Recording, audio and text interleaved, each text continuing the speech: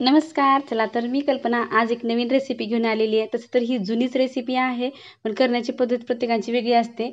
इतक्या चपात्या शिल्लक राहिल्या, चला तर मला आज ह्याचीच रेसिपी बनवावं. ह्या ठिकाणी अशा भरपूर माझ्याकडे शिल्लक राहिल्या चपात्या. कधी-कधी अचानक अशा भरपूर चपात्या शिल्लक राहतात. तेव्हा आपल्याला काहीतरी आता मग ह्याचं बनवा आपल्याला व्यस्त करावयास कुणालाच वाटत नाही. त्यामुळे ह्या ठिकाणी मिक्सरचं भांडं घेतलं आणि त्यामध्ये असे मोठे-मोठे तुकडे करून चपातीचे टाकायचं आणि मिक्सरला असं मस्त पोह्यासारखं आपल्याला हे मिक्सरला फिरवून घ्यायचं आहे. पोह्या इतक्या आकारामध्ये आपण हे मिक्सरला फिरवून घेतलेला आहे. मस्त ह्याचा आपल्याला मग नाश्ता बनवायचा आहे. पोह्यापेक्षाही भन्नाट, चिवड्यापेक्षाही भन्नाट असा हा नाश्ता बनवून तयार होतो. अगदी सर्वांनाच आवडतो. ताज्या चपात्या कमी खातील, पण असं जर केलं तर तुम्ही खूपच चपाती सगळ्यांनाच आवडेल. हा नाश्ता इतका भन्नाट आहे.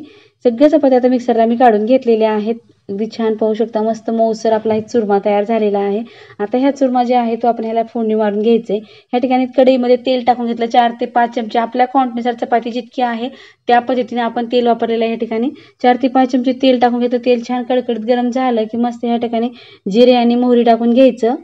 नंतर आपण कट करून घेतलेला मोठा कांदा टाकून घेतलेला, इतकाही बारीक केलेला नाही, बऱ्यापैकी आपण कट करून घेतलेला आहे. त्यामुळे थोडे शेंगदाणे टाकून घेतले आणि कढीपत्ता टाकायचा. कढीपत्त्यामुळे टेस्ट खूप छान येते. लाल तिखट टाकायचं, हळद टाकायची आणि थोडंसं मीठ टाकायचं. मीठ आपल्या चवीनुसार लाल तिखट मीठ करू शकतो कमी जास्ती. जो आपण चपातीचा चुरमा करून घेतलेला आहे तो टाकून दिला आणि मस्त आपल्याला खालीवरी करायचं. अगदी 5 मिनिटाकरता मिक्स करून घ्यायचं, जे की कुरकुरीतपणा पण आला पाहिजे आणि टेस्ट पण चांगली आली पाहिजे. ह्यासाठी आपल्याला व्यवस्थित हलवून घ्यायचं. हलवते वेळेसच ही टेस्ट खूप छान येते. जर कमी हलवलं तर टेस्ट इतकी छान येत नाही. थोडंसं व्यवस्थित कढईमध्ये मिक्स करून घेतलं की कट करून घेतलेली कोथिंबीर टाकून घ्यायचं आणि वर थोडंसं आपण शेंगदाण्याचं कूट टाकून घेतलेलं आहे. भाजून शेंगदाणे मिक्सरला काढून घेतलेलं हे कूट आहे. अगदी छान भन्नाट हा नाश्ता आहे. ब्रेकफास्टमध्ये आपण सकाळी करू शकतो. शिल्लक राहिलेल्या चपात्या वेस्ट करण्यापेक्षा अगदी भन्नाट चविष्ट असा हा नाश्ता तयार झालेला आहे. तुम्हाला हा नाश्ता कसा वाटला नक्की कमेंट करून सांगा.